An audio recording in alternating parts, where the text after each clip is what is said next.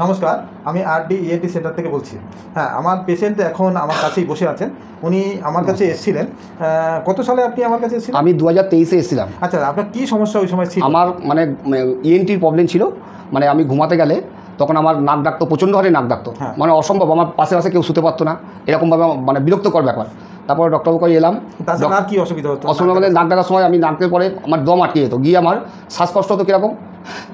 হ্যাঁ, এটা কত রাতে করে করে আস্তে আস্তে এটা আমার হয়তো 15 দিন 20 দিন পরে একবার করে হতো এরকম। কিন্তু আমি ভাবতাম মরে যাবো, আমি আর বাঁচবো না। আর রাত্রিবেলাতে বারবার কি আপনার এপাশ ওপাশ হতো এরকম ব্যাপার ছিল? ওরকম ডাক্তার হতো না আমার, কিন্তু আমার একভাবে হয়তো শুয়ে ঘুমিয়ে পড়তাম, পরে হঠাৎ এরকম হয়ে যেত। আচ্ছা আচ্ছা। তারপরে আপনার কাছে আমি আসি। নাক ডাকাটা প্রচুর ছিল? নাক ডাকা প্রচুর ছিল, খুব প্রবলেম হতো, খুব প্রবলেম। এখন আমি পুরো শান্তি অপারেশনে করার পরে। কত সালে আপনি এসেছিলেন আমার কাছে? 2023-এ এসেছিলাম। 2023-এ আমি দেখে তারপরে কিছু পরীক্ষা করার পরে তারপর আপনি আমাকে অপারেশনের ডেট দিলেন।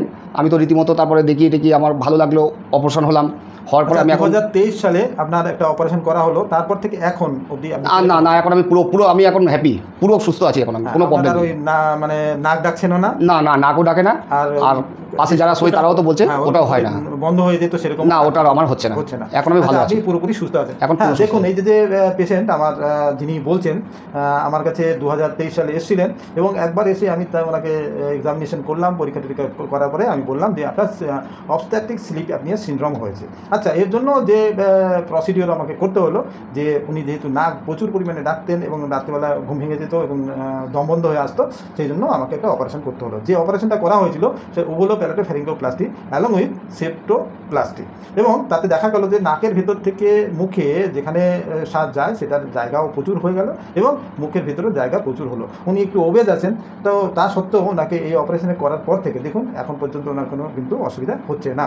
এই ওভুলোপ্যারাটোফ্যারিঙ্গোপ্লাস্টি অ্যালং উইথ সেপ্টোপ্লাস্টি দুটোই কিন্তু খুব প্রয়োজন হয় বেশিরভাগ ক্ষেত্রেই, কারণ আমাদের নিঃশ্বাস নেওয়ার জায়গা হচ্ছে নাক, এবং যদি নাক বন্ধ থাকে তাহলে আমরা মুখ দিয়েও নিতে পারি। কিন্তু নাক আর মুখ দুটো জায়গায় যদি নিঃশ্বাস যাওয়ার জায়গাটা প্রচণ্ডভাবে কম্প্রোমাইজড হয়, তাহলে কিন্তু একমাত্র প্রচুর পরিমাণে নাক ডাকে, এবং শুধু নাক ডাকে তাই না, তার সঙ্গে সঙ্গে অ্যাপনিক স্পেল হতে থাকে, এবং সেটা বারবার হয়, রাত্রিবেলা ঘুম ভেঙে যায়, তার জন্য ওই নিঃশ্বাস বন্ধ হয়ে যায়, একদমই বন্ধ থাকে, অ্যাপনিক একদম নিঃশ্বাস যায় না, স্যাচুরেশনও মেনটেন থাকে না, অনেক রকমের প্রবলেম হয়, ব্রেনের ক্যাপাবিলিটি কমে যায়, হার্টের উপর প্রেশার পড়ে, এবং স্ট্রোক হওয়ার চান্স বেড়ে যায়, হাইপারটেনশন হয়, ইস্কিমিক হার্ট অ্যাটাক ছাড়াও ইস্কিমিক ব্রেন স্ট্রোক হওয়ার চান্স থাকে, সিভি হওয়ার চান্স থাকে।